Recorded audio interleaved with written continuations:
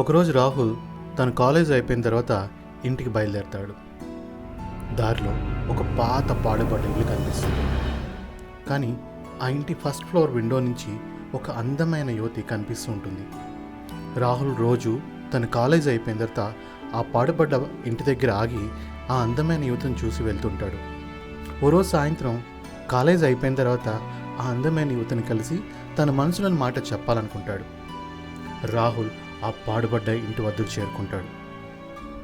ఆ అందమైన యువతి పైనుంచి రాహుల్ వైపే చూస్తూ ఉంటుంది.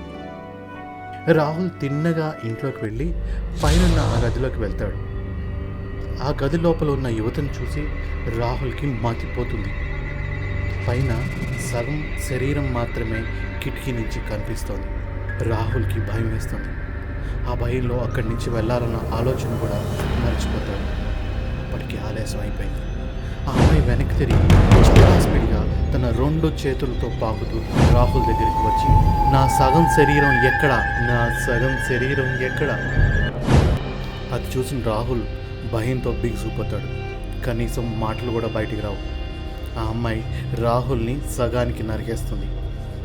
ఇలాంటి సంగతులు 90 దశకంలో జపాన్లో చాలా జరిగాయి. ప్రతి సంఘటనలో విక్టమ్ని సగానికి నరికిన శరీరం పాడుబడ్డ ప్రదేశంలో దొరికేది. ఆ జనం ఆ అమ్మాయిని టాకీ టాకీ అని పేరుతో పిలిచేవారు. ఇది జపాన్లో యథార్థంగా జరిగిన ఓ కథ.